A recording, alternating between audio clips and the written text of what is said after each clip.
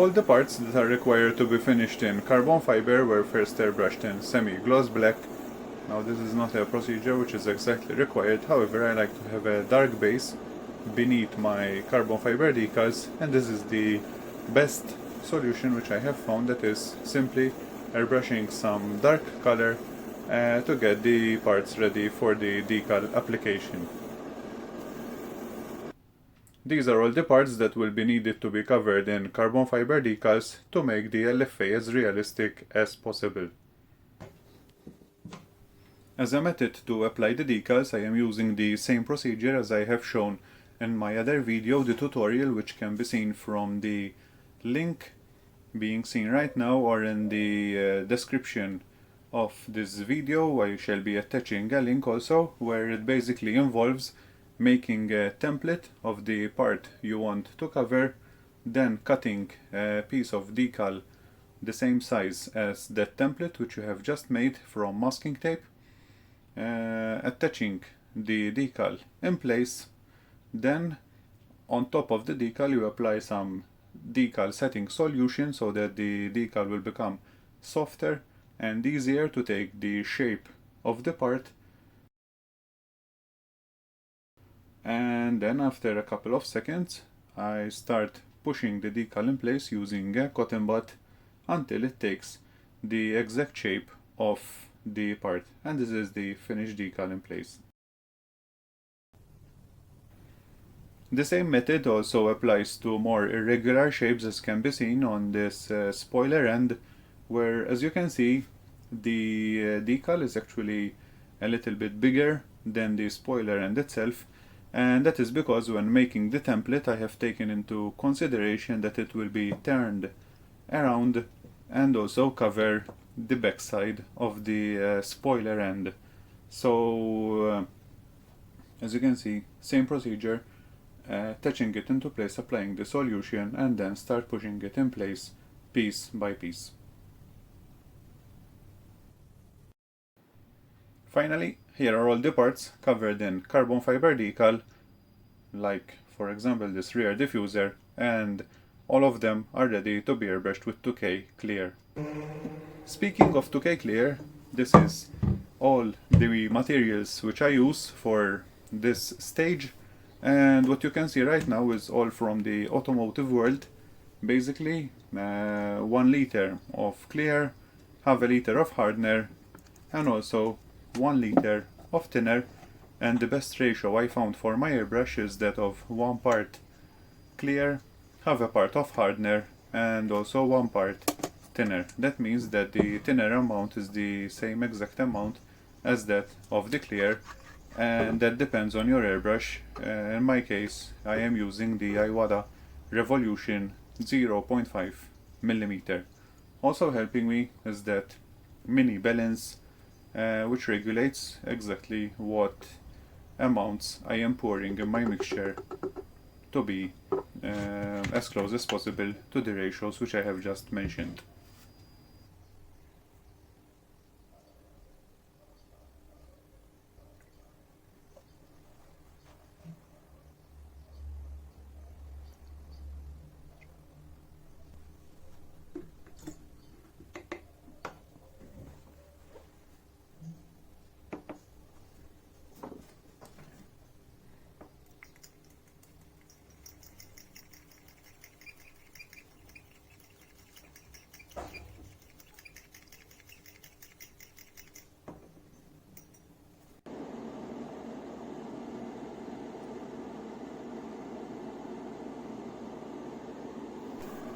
Time to start airbrushing, and the first layers I apply are actually the mist coats. A mist coat is when the part is barely covered with the clear, and that is to avoid any chances of the decal reacting with the thinner that is present in the 2K mixture. Usually I apply around 3 mist coats, leaving approximately 10 minutes in between each coat so that the clear dries a little bit.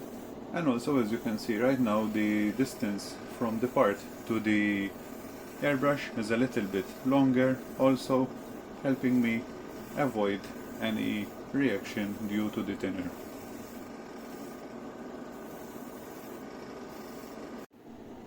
with the mist coats applied and ready, it's now time to airbrush the first wet coat, and the first wet coat will start getting the part glossy, however still not achieving that mirror finish that the 2K clear is famous for, and that will be achieved when applying the second wet coat.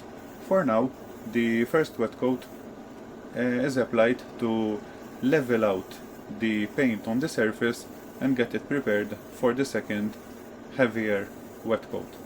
And to achieve the first wet coat, I have decreased the distance between the airbrush and the part, and also apply more paint to the part itself so that it will become glossier, as can be seen. Same procedure goes for the rear diffuser and all the parts. As you can see, after the mist coat, the surface is like a semi-gloss, however with the wet coats it will turn into glossy. Speaking of pressure, throughout all the stages the same pressure remains, and for me, with that kind of mixture and with my airbrush, it's around 1.1 to 1.2 bar.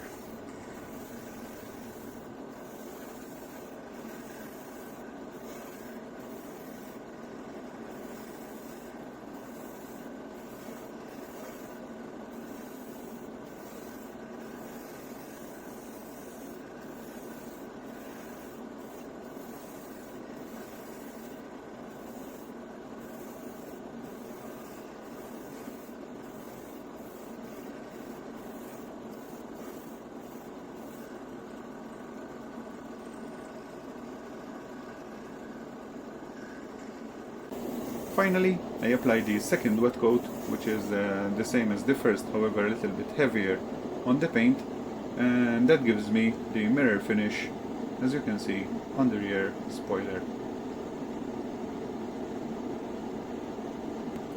Finally, last but not least, let's have a look at all the parts that have been covered and clear in carbon fiber. I really hope you like the steps and the video itself. Feel free to leave your comment or questions in the comment section below. Thank you for watching, please subscribe, and I will see you in the next video.